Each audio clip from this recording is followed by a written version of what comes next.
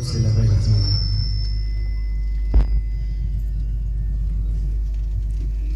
स्वर्ग खिशामध्ये खोलाचा आवाज वाढव ना. ऐसे का हो न करा काही, ऐसे का हो न करा काही, पुढे नाही नाश जा. विश्वंभरा शरणागत भूत जात वंदोनी. श्रुतीचे काने घाफळ सार मूळ जाणोनी. विश्वंभरा शरणागत भूत जात वंदोनी. तुका म्हणे पुढे काही, तुका म्हणे पुढे काही वाट नाही. यावरी विश्वंभरा शरणागत भूत जात वंदोनी. वंगा करू प्रथम नमन, वंगा करू प्रथम नमन.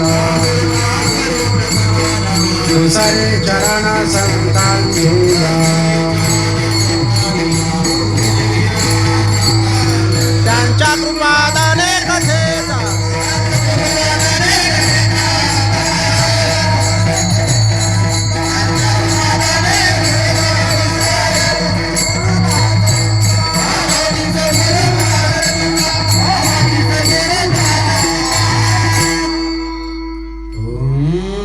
ज्ञानेश्वरा करुणा करा दयाळा, तुमचा अनुग्रह लाधलो. पावन झालो चराचरे, अधिष्ठान जेथे प्रतिष्ठान देखा. तिथे जन्मला गुणातीत एका. तयाचे निनामे तुटे जन्म व्यथा. नमस्कार माझा श्री सद्गुरु एकनाथा. शरण शरण एकनाथा. पायी माथा ठेविला नका पाहू गुणदोष. झालो दास पायाचा भजे व्रजेक मंडनम. समस्त पाप खंडनम. स्वभक्त चितरंजनम. सदैव नंदनंदनम. भजे व्रजेक मंडनम. राधा साध्यं साधनं यस्य राधा. मंत्रो राधा मंत्रदात्री च राधा. सर्वं राधा जीवनं यस्य राधा. राधा राधा वाचक्यं तस्य शेषं डलाडा.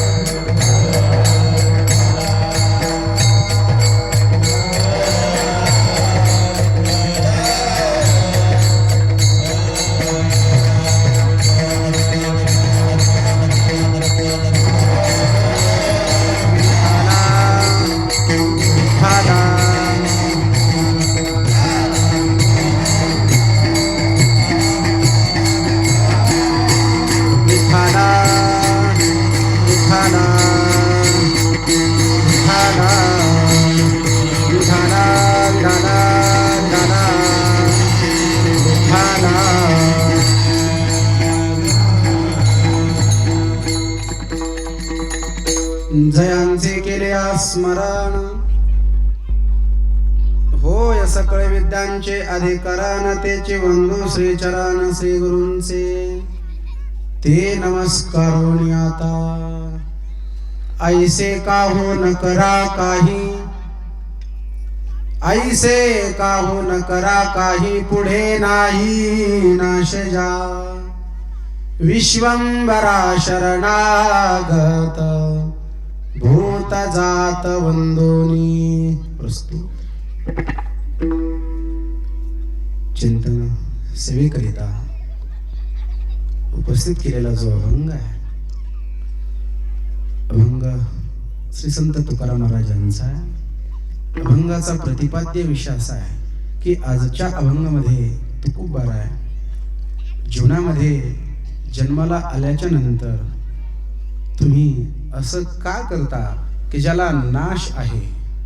जगात आल्याच्या नंतर असंही काही करता येतं की ज्याला नाशच नाहीये. म्हणून तुम्ही असं करा ज्याला नाश नाही, असं काहीतरी करा. असं का करता ज्याला नाश आहे? असं करा ज्याला नाश नाही, पुढे नाही नाश जा. असं जर काम तुम्ही या जन्मात आल्यानंतर जर केलं, सज्जनांनो, असं कोणतं काम आहे की इथं आल्यानंतर जे काम आपण करतो त्याला नाशच नाही? असं सुद्धा काम आहे.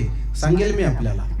काय जन्मात आपण या मृत्यूलोकात आल्यानंतर इथं असंही करता येतं की ज्याला नाशच नाहीये. मग तुकाराम महाराजांचा अट्टहास आहे आजच्या अभंगामध्ये की महाराज म्हणतात तुम्ही असंच काम करा ज्याला नाश नाही. आणि जो विश्वंभर भगवान आहे, सगळीकडे भरून जो उरलेला आहे, जसं उपनिषद आपल्याला सांगत आहे, ओम पूर्णमदः पूर्णमिदं पूर्णात् पूर्णमुदच्यते पूर्णस्य पूर्णमादाय पूर्णमेवावशिष्यते. गोड वर्ण. जो शेष रूपाने कोण राहतो? तो भगवान राहतो. म्हणजे याचा अर्थ तो पूर्ण आहे. पूर्ण जो भगवान आहे, विश्वामध्ये जो भरून उरलेला आहे, असा जो विश्वंभर भगवान आहे, त्याला तुम्ही शरण जा आणि सगळ्या भूत मात्रामध्ये वंदन करा. हे तुकाराम महाराज म्हणतात. मी सांगतो असं नाही, श्रुती सुद्धा आपल्याला ते सांगते. श्रुतीचे गा नेघा फळ सार मूळ जाणूनी. आपलं सर्वोपरी प्रमाण काय आहे? वेद आहे. अंतिम जे प्रमाण आहे ती म्हणजे श्रीमद भगवत गीता आहे, वेद आहे. कारण श्रीमद भगवत गीता म्हणजे सगळ्या शास्त्राचे काय सांगितलेले आहे? जननी सांगितलेली आहे. सकल शास्त्र की स्वामिनी. सगळ्या शास्त्रांची जी जननी आहे ती गीता आहे. अशी गीता, शास्त्र, उपनिषद आपल्याला सांगतंय की खऱ्या अर्थाने तुकाराम म्हणतात मी सांगतो एवढं नाही, वेद सुद्धा आपल्याला ते सांगतोय. महाराज एवढ्यावर थांबले नाही तर तुकोबारा म्हणतात तुम्ही जर मी सांगतो असं जर केलं नाही ना तर जगामध्ये दुसरी वाटच नाहीये. तुका म्हणे पुढे काही वाट नाही यावरी. जगामध्ये याच्यापेक्षा दुसरी वाटच नाही. म्हणजे हीच एक वाट आहे. जसं मी इथं आलो, इथं आल्याच्या नंतर मला सांगा 4 व्हीलर गाडी वरती यायला एकच वाट आहे की नाही? एवढी सरोळा गावामधून जी नागमोडी वाट येते 4 व्हीलर करता, याच्याशिवाय दुसरी वरती यायला वाटच नाहीये. म्हणजे याचा अर्थ असा आहे की याच वाटेने आपल्याला यावं लागेल, याच्याशिवाय जगात दुसरी वाटच नाहीये. तसं तुकाराम महाराज म्हणतात जीवनामध्ये तुम्हाला मी सांगतोय याच्याशिवाय दुसरी वाट नाही. तुका म्हणे पुढे काही वाट नाही यावरी. म्हणून तुम्ही तेच करा. विश्वंभरा शरणागत भूत जात वंदोनी विठाला.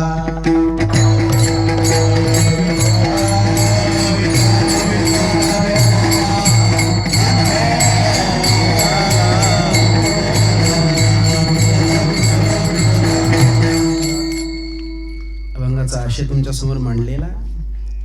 अभंगाला सुरुवात करण्या अगोदर अल्पसा परिहार. गेल्या अनेक वर्षापासून आपल्या या सारोळा, कोलठाण त्यांचा हा सर्व आपला हा परिवार आहे, परिसर आहे. आपल्या सर्वांच्या उपस्थितीमध्ये अतिशय छान शुकमुनींच्या या गुफेमध्ये, सुंदर या प्रांगणामध्ये, या मंदिरामध्ये सुंदर हा कार्यक्रम होत आहे. सज्जनांनो, अतिशय छान आहे.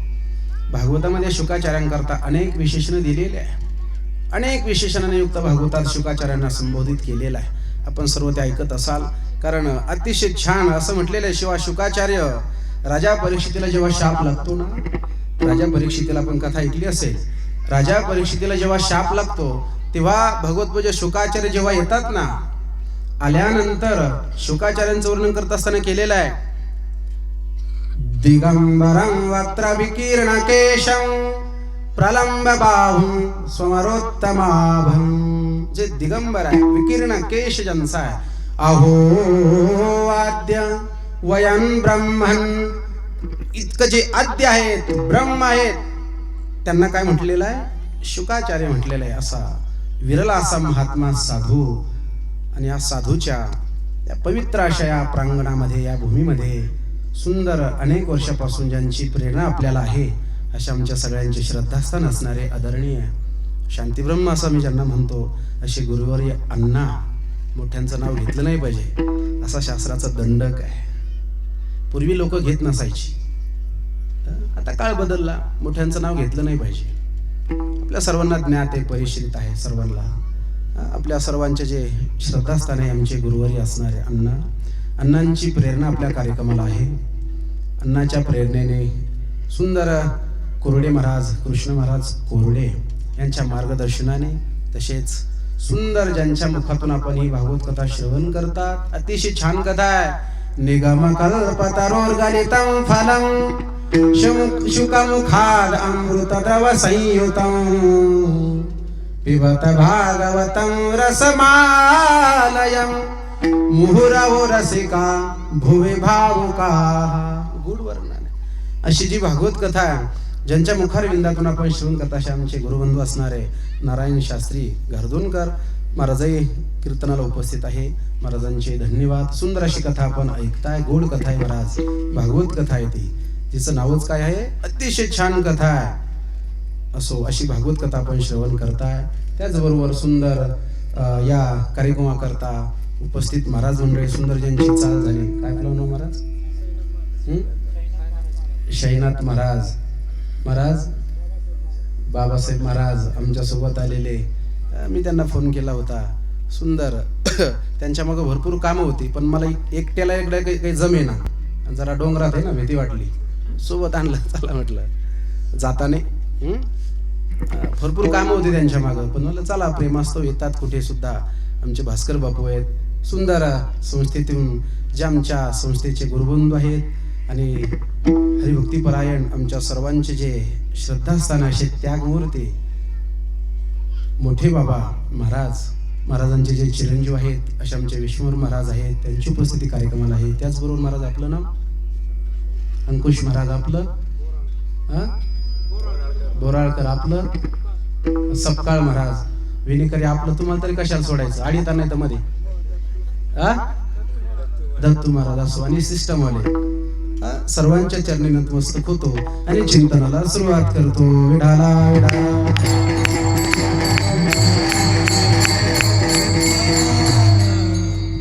आणि विशेष आमचे देवा पाचोडचेच भास्कर बापूला सांगितलं, ते म्हटले देवा बी येऊ राहिले.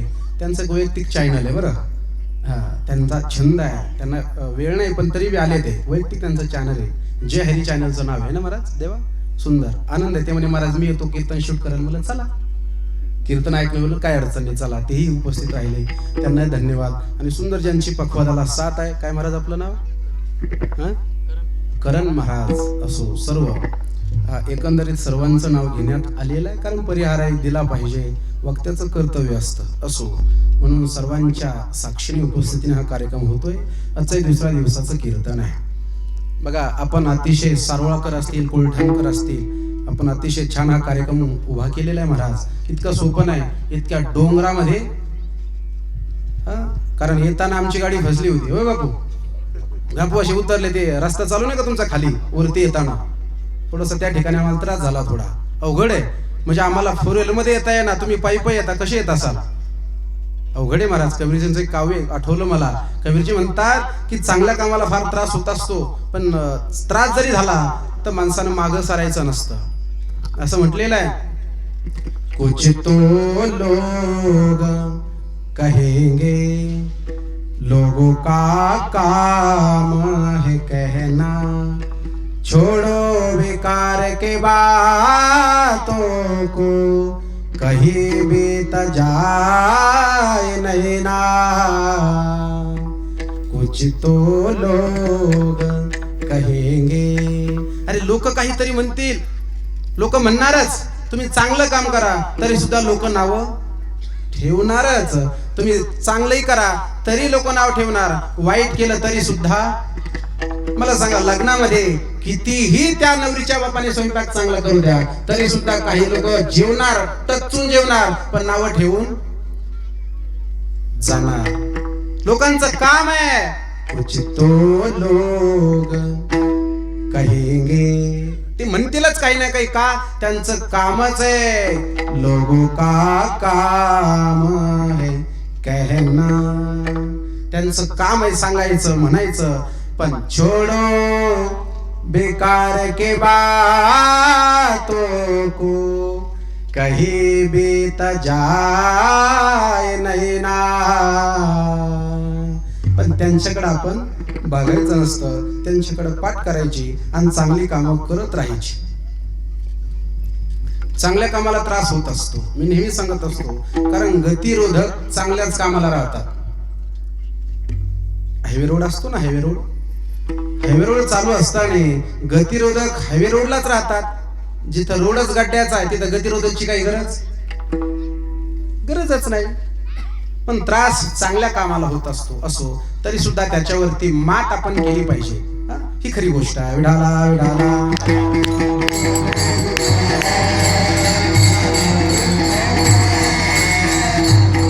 सज्जनांनो, एका साधूच्या या भूमीमध्ये आपण कीर्तनात आहोत. अतिशय असा साधू होता महाराज हा, सुंदर. कारण साधूचं वर्णन करत असताना शास्त्रामध्ये अनेक पद्धतीने केलेलं आहे, अनेक पद्धतीने. रामचरित महाराज मध्ये सुरुवातीला साधूची वंदना करत असताना साधू कशाला असं म्हटलेलं आहे. साधू कशाला म्हणतात, की जो साधू मृदो सभाय नवनीत तैसे सज्जनाचे चित्त, याला साधू म्हटलेलं आहे. साधूची व्याख्या अनेक पद्धतीने केलेली आहे. म्हणून अशा साधूच्या पवित्र अशा प्रांगणामध्ये ही कीर्तन रूपी सेवा होते. भाग्य महाराज, एक सांगू का तुम्हाला, साधूच्या निमित्ताने आपल्याला नामस्मरण करायला भेटतं. पहिला फायदा बघा, साधूच्या जीवनापासून आपल्याला अनेक फायदे असतात. सांगू का तुम्हाला, पहिला फायदा असा असतो, आपण ज्या साधूच्या भूमीत आहोत, साधूचं नुसतं नाव जरी घेतलं, नाव, पहिला फायदा आपल्याला पुण्य प्राप्त होतं. ऐका बरं, काय होतं? पहिला फायदा पुण्य प्राप्त होतं. दुसरा फायदा, साधूचं नाव घेतलं बरं का महाराज, पाप जातं. दुसरा फायदा, पहिला फायदा काय? साधूचं जर नाव घेतलं पुण्य मिळतं. पहिला फायदा, साधूचं नाव घेतलं पाप जातं. मी सांगत नाही, संत सांगतात.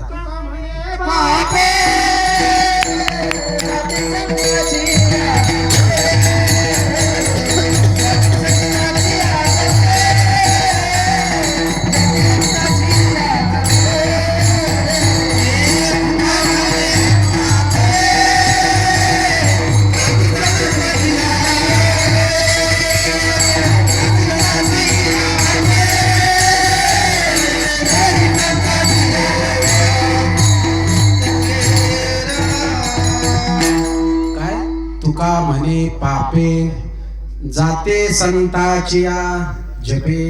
म्हणजे साधूचं, संताचं नाव घेतलं तर काय जातं? पाप जातं. केवढा फायदा आहे, केवढा मोठा फायदा आहे की पाप जातं. तुकाराम तुकाराम नाम घेता कापेयम. म्हणजे साधूचं नाव घेतलं पाप जातं, ना आपलं घेतलं तर सरळ कसं आहे. आपलं जर नाव घेतलं तर सभेत किंवा सोयरिकीत जमलेल्या मोठ्या त्यात ना, सगळ्याला माहिती. म्हणजे आपल्या नावात इतकं ताकद असते. आपल्या नावानं सोयरिकी जमलेल्या काय होतात? मोडतात. हा प्रताप आपल्या नावात आहे, पण साधूच्या नावात ती ताकद आहे. साधूचं नाव घेतलं पाप जातं, साधूचं नाव घेतलं पुण्य मिळतं. जय हो वाय शैनाथ महाराज.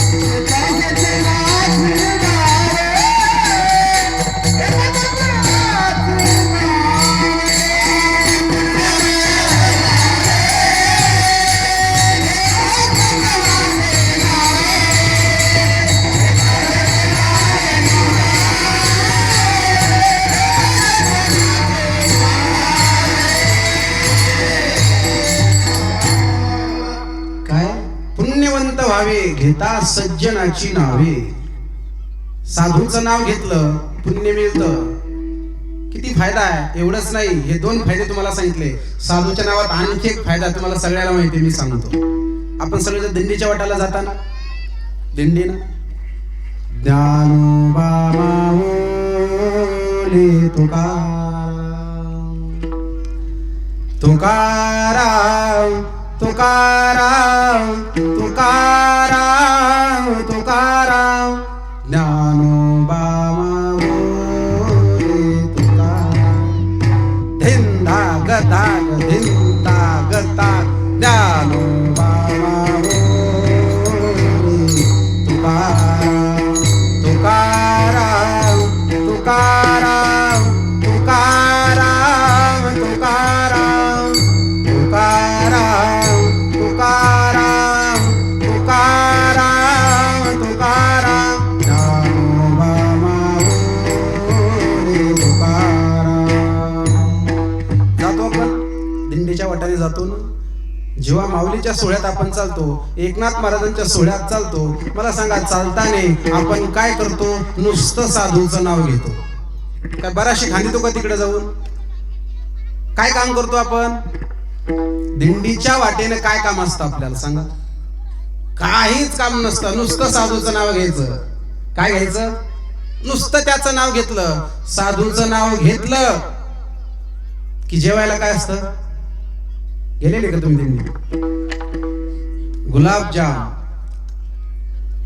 कशा हसले बाबा, कळालं ना? साधूचं नाव घेतलं की जेवायला काय असतं? मग ते काय एक अन दोन असतात. माऊली घ्या. माऊली एवढा घेतो, नुसते गुलाबजामच खातो, पोळी खातच नाही. किती मोठा फायदा आहे. काही काही माणसं महाराज दिंडीच्या वाट्याने चालतात ना, ते खातातच, स्वतः ते खातातच, पण काही काही लोक तिथं खातात आणि घरी घेऊन येतात गोण्यानं बिस्कुटचे पुढे. असे बरेचसे लोक पिशवी भरून ठासू ठासू घेऊन येतात. कुठं? घरी नातूला खायला, नाताला.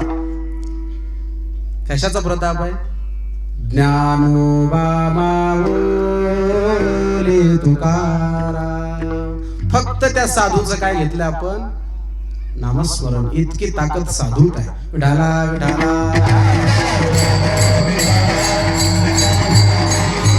विठाला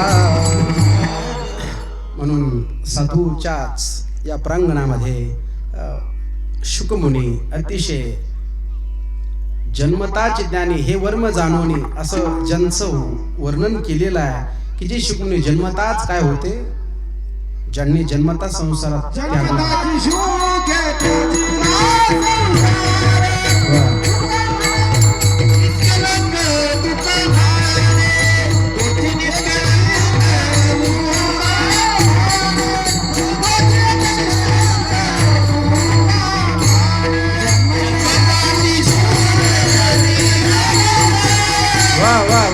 हो.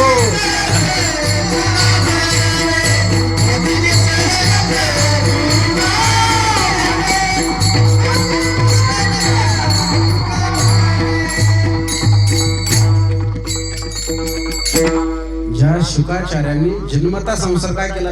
त्यागला. जन्मजात त्यांनी आपल्या संसाराचा त्याग केला. असे शुकाचार्य.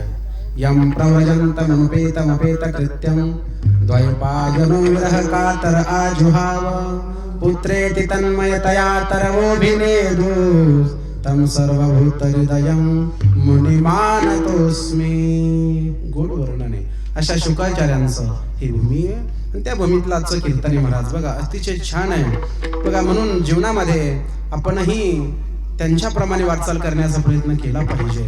म्हणून तुकाराम महाराजांचा आग्रह अभंगामध्ये की माणसाने असं काम करावं की ज्याला नाश नाहीये. मी अभंगाची भूमिका सांगतोय आपल्याला, ऐका. काय म्हणतात महाराज? की माणसानं जीवनात येऊन असं काम करावं की ज्याला नाश नाही. मला सांगा याचा अर्थ असा आहे की आपण असंच काम करत असो की ज्याला नाश आहे. हे त्याहून सिद्ध होतं. मग महाराज म्हणतात तुम्ही जीवनात काम करत असं नाही. कोणता माणूस काम करत नाही जगामध्ये? प्रत्येक माणसं काम करतात, पण सज्जनों आपण जे काम करतो ना, आपण जेही काम करतो त्याला काय आहे? नाश आहे, नाश. लक्षात घ्या. हे मी सांगत नाही, संत सांगतात. संसारातलं कोणतंही काम करा त्याला नाश आहे, ते आपल्या सोबत येत नाही. धनानि भूमौ पशवश्च गोष्ठे भार्या गृहद्वार जन स्मशाने देहश्चिताया परलोक मार्गे कर्मानुगो गच्छते जीव एकः. कोणतंही काम आपण करा, आपण जे काम करतो त्याला काय आहे? नाश आहे, नाश. काही काही माणसं देहाला जपतात. जपलं पाहिजे, मला विरोध नाही माझा, पण जपत असताना कितीही जपलं पण शेवटी देहाचा काय आहे? नाश आहे. विठाला विठाला. की जीवनामध्ये आपण जेही काम करतो त्याला काय असतो? नाश. मला सांगा, देहाला जपणं एक काम आहे. काय काय माणसं देहाला जपतात. जपून याचा मी विरोधी नाही आहे, जपलं पाहिजे, पण जपत असण्याचं भान ठेवलं पाहिजे. मी कितीही जपलं तर शेवटी एक दिवसाचा काय होणार आहे? नाश होणार आहे. जय हो.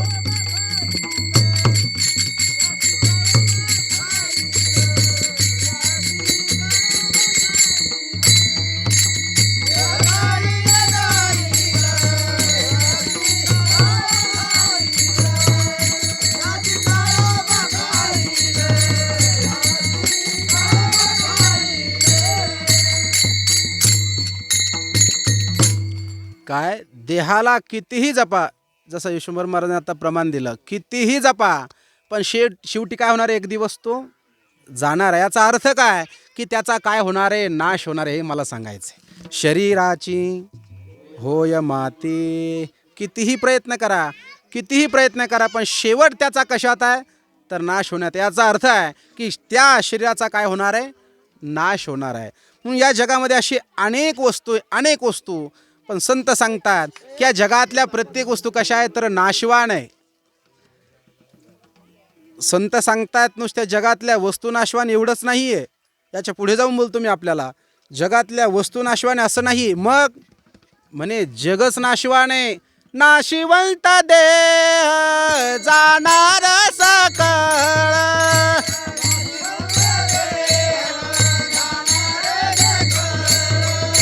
नाशिवंत देह जाणार सकळ. हा ना जोरात.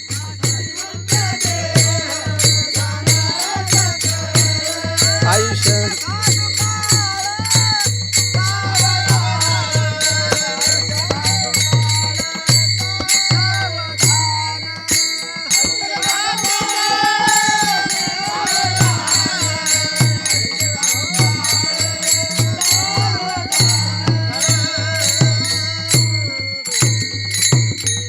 काय म्हटलंय? नुसत्या या जगातल्या वस्तू नाशवान असं नाही, म्हणे जगच नाशवान आहे. काय आहे? सकळ. सगळं जग काय आहे? नाशवान आहे. मग मला सांगा, आपली धावपळ नाशवानाकडे का अविनाशाकडे? ज्या वस्तूचा नाश होणार आहे त्याच्याकडेच आपली वाटचाल असते. उदाहरण देईल मी आपल्याला. आपल्या सगळ्यांच्या अंगावर कपडे आहेत की नाही? तर काय काय माणसाला जर कुठं लग्न कार्यात जायचं असेल तर एखादा चांगलं कापड घेतो.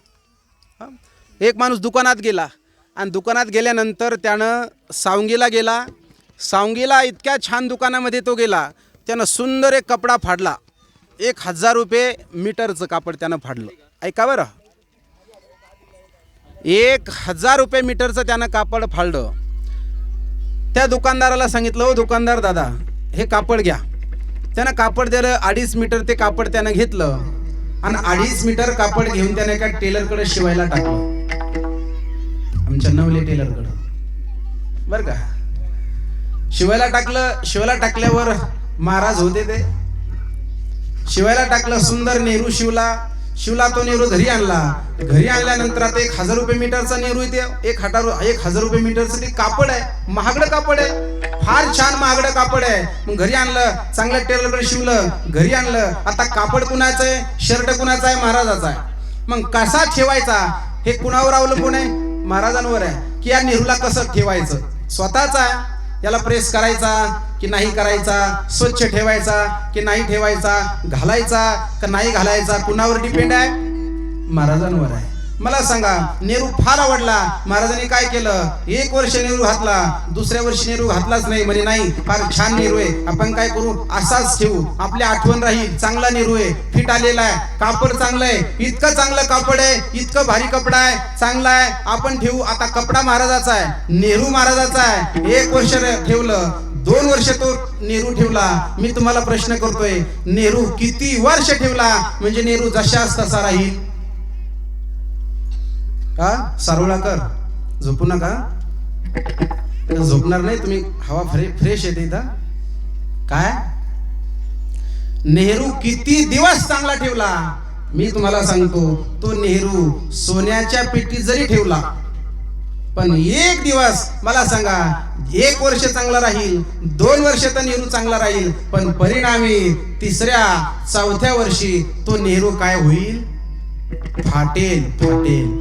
मग मी तुम्हाला प्रश्न करतो, नेहरू का फाटावं? नेहरू कुणाचा आहे? महाराजाचा आहे. महाराजांनी पैसे देऊन आणलेला आहे, पैसे देऊन शिविला, पैसे देऊन सगळ्या गोष्टी केल्या, घरी आणला. नेहरू महाराजांचा आहे, कापड महाराजांचं आहे. महाराजांची इच्छा नाही नेहरूनं फाटावं, महाराजांची इच्छा नाही कापडानं फाटावं, तरी सुद्धा ते कापड का फाटतं? काय? नेहरू कुणाचा आहे? महाराजांचा आहे, कापड महाराजांचा आहे. महाराजांची इच्छाने नेहरूनं फाटावं, पण का फाटतं? त्याचं कारण एकच आहे. तुम्ही त्या महाराजांनी कितीही प्रयत्न केला, कितीही महागडं कापड आणलं, पण 1 दिवस त्या कापडाचा स्वभाव आहे काय होणं? नाश पावणं. 1 दिवस काय होणार? ते कापड फाटणार. कापडानं फाटणं हा त्या कापडाचा स्वभाव आहे, नाश पावणं. विठाला विठाला.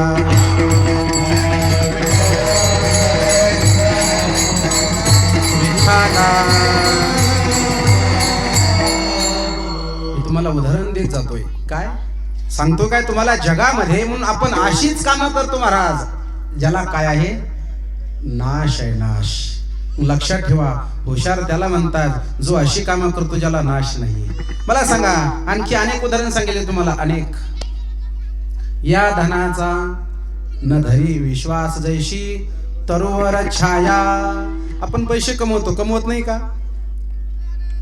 नाही, मला पैसे कमवायला विरोध नाही करायचा, पैसे कमवले पाहिजे, कारण पैसा कमवणं पुरुषार्थ आहे. होय देवा, पैसा कुणाकडनं कमवला जात नाही. पैसा कमवायला अक्कल लागते, अक्कल. कुणाकडनं पैसा कमवला जात नाही. पण आपलं कसं आहे, आपल्याला कमवता येत नाही, आपल्या शेजारी कमवतो, मग त्याच्यावर जळायचं. काय खरंय त्याचं? 2 नंबरचा तर धंदा करतो, तू कर ना. ते हात बांधलेत का? तू कर, करून बघ ना, जमतंय का? तर पण नाचता येत नाही, अंगण वाकडं. अरे तो नाचतो, तू नाचणार तात हया करत, तुला नाचताच येत नाही, त्याला कशाला नाव ठेवतो? हा स्वभाव आहे माणसाचा. नाश माणसानं द्वेष करू नये, मत्सर करू नये, जळू नये. पैसा कमवला पाहिजे. पैसा कमवण्याकरता आपल्याला दिलेला आहे. तुझा पंख दिले, गाताना थोडा वेग होते, जा पुढे गेली ते. तुझा पंख दिले देवाने, करविहार सामर्थ्याने. काय सांगता? तुझा पंख दिले देवाने, करविहार सामर्थ्याने. दरी डोंगर हिरवीराने, जाओ लांडुनी सरिता. आकाशी आकाशी झेप घेरे पाखरा.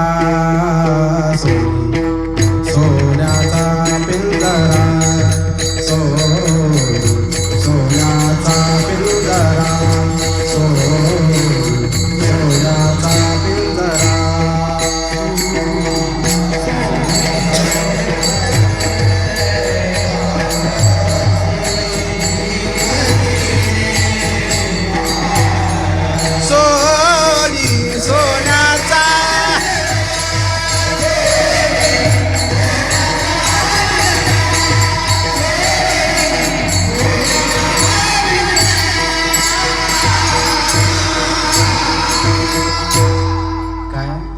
तुझा पंख दिले देवाने करविहार सामर्थ्या. हे त्याच्याकरता दिलेलं आहे. पैसा कमवला पाहिजे, पैसा 100% कमवला पाहिजे. आळशी नसलं पाहिजे माणसानं. भरपूर पैसा कमवा, आळशी नसावं. नाही तर कबीरजी म्हणतात ना, काही काही माणसं आळशी असतात. अजगर करही न चाकरी, पंछी करही न काम, दास मलुके कहे गए सबके दातारा. अशी आळशी असतात म्हणे काही काही माणसं. आळशी आळशी समजतो का तुम्हाला? त्याच्याकरता उदाहरण दिलंय. कुणाचं? अजगराचं. अजगर ऐकतं का तुम्ही? अजगर, अजगर पाहिलं का तुम्ही? अशी काही काही घराने अजगर असतात पहा घरात. नाही समजला आणखी? उद्या कळन का? उद्या अजगर. प्रत्येक घरात काही काही माणसं काय असतात? आळशी असतात. आळशी. घरातलं एखाद्या दिवशी काम नाही केलं, काय म्हणते जाऊ द्या, तब्येत बरी नसेल, इच्छा नसेल आज काम करण्याची, नको राहू द्या, काय अडचण नाही, आज आराम करतो, आम्ही जातो शेतात, तू आज घरी राहा. पण हा जर रोजच म्हणाला तुम्ही शेतात जा, मी घरीच राहतो, भ्राज स्नूर भोजनम भोगता. नुसतं कशाला पुढं? जेवण झालं की ताट आलं, ताट सगळ्यात पुढं, आणि कामाला असतं की सगळ्यात मागं.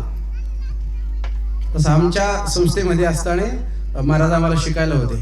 तर आमच्या संस्थेमध्ये सुद्धा काही काही पोरं आळशी असतात. काही काही पोरं आळशी असतात. शिकत असताना ते काय करतात? मधुकरी आली की सगळ्यात पुढं, मधुकरी आली सगळ्यात पुढं, अभ्यासाला की सगळ्यात मागं. तशा महाराजांनी अशा पोरांकरता नाव ठेवलं होतं पंक्ती पठाण. महाराज म्हणायचे पंक्ती पठाण. खायला माणसानं पुढं नसावं, अभ्यासाला पुढं असावं, काम करायला पुढं असावं. तर काही काही माणसं काय? हरि नाम को आलसी, भोजन में होशियार, तुलसी ऐसे जीवों का बार बार धिकार, कबीरा बार बार धिकार. विठाला विठाला.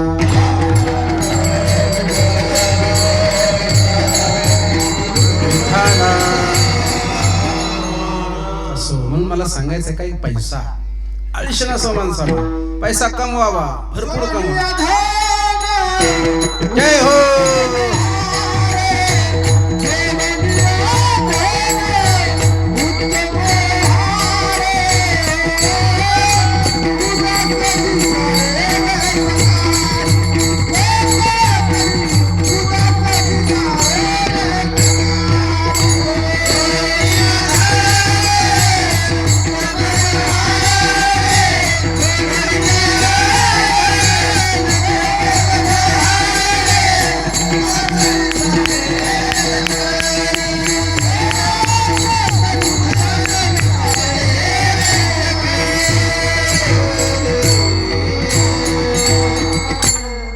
कमवावं, धन कमवावं, ठीक आहे, धन कमवलं पाहिजे, विरोध नाही. पण ऐका, सर्वस्व धन नाही, हे मला सांगायचंय.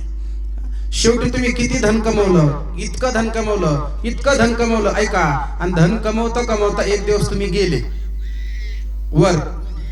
कुठं गेले? कुलठाणकर कुठं गेले? वर. वर म्हणजे मंडपावर नाही, वर जिथून आले होते, जिथं आपले सगळे गेले अगोदर. आपला अगोदर आजा तिथं गेलेला आहे, आपला पंजोबा तिथं गेलेला आहे. आजा मेला पंजा मेला, आजा मेला पंजा मेला. जय हो. आजा मेला पंजा मेला, आजा मेला पंजा मेला. देखत देखत ना तू पण तू तोई झाला.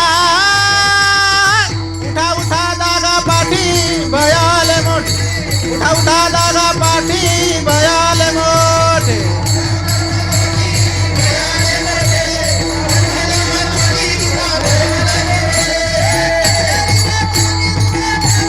जय हो.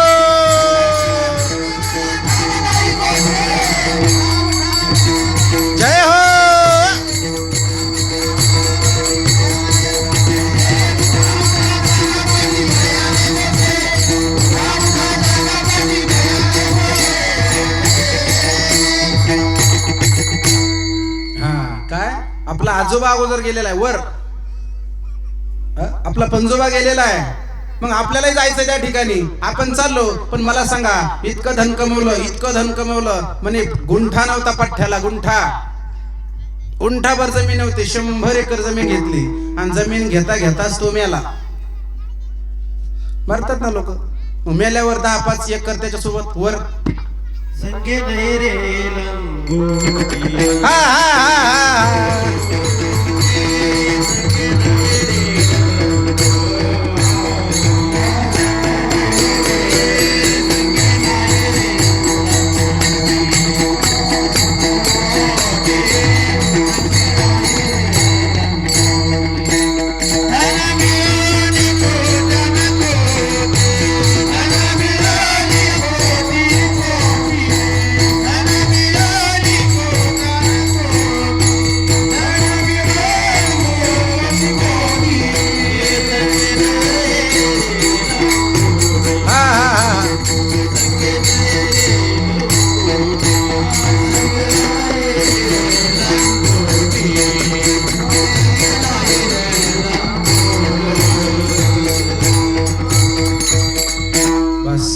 मला काय सांगायचंय, धन कमवा. मी अगोदर तुम्हाला सांगितलंय, कमवायला विरोध नाहीये, पण कमवत असताना त्याची नश्वरता आपल्या लक्षात असावी, हे मला तुम्हाला सांगायचं.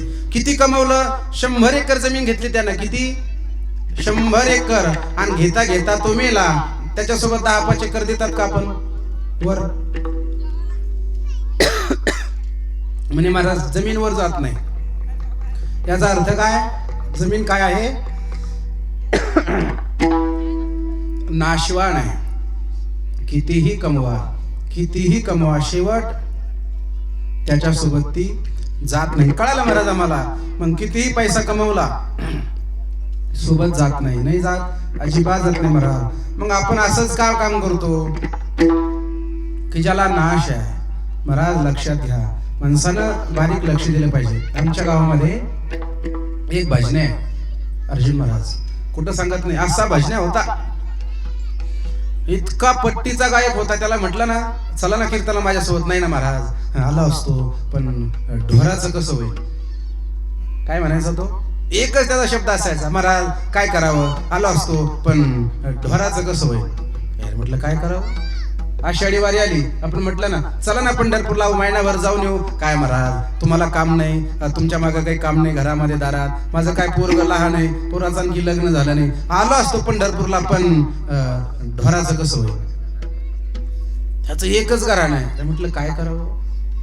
महाराज उभ्या आयुष्यामध्ये त्याने पंढरपूर नाही पाहिलं.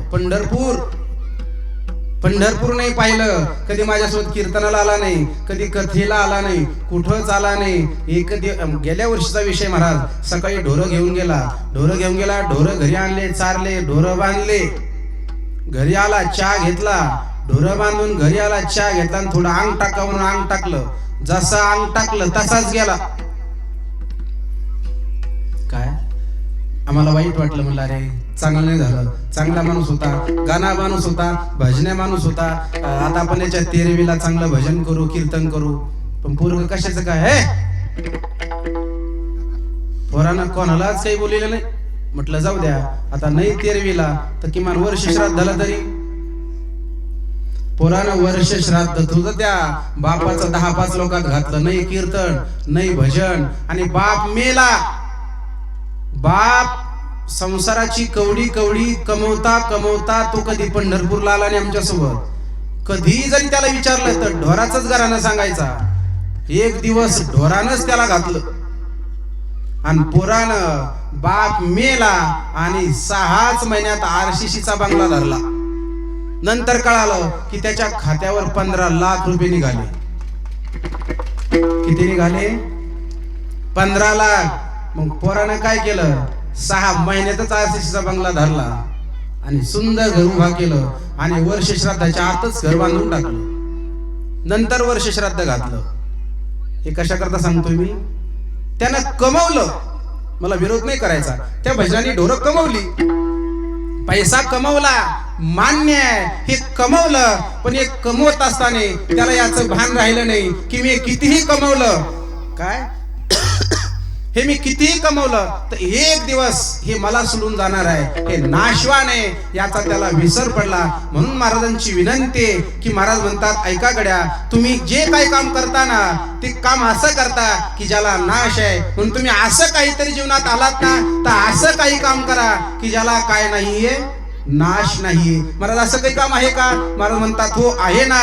तुम्ही असं का करत नाही की ज्याला नाश नाही? अभंगाचं पहिलं चरण. ऐसे का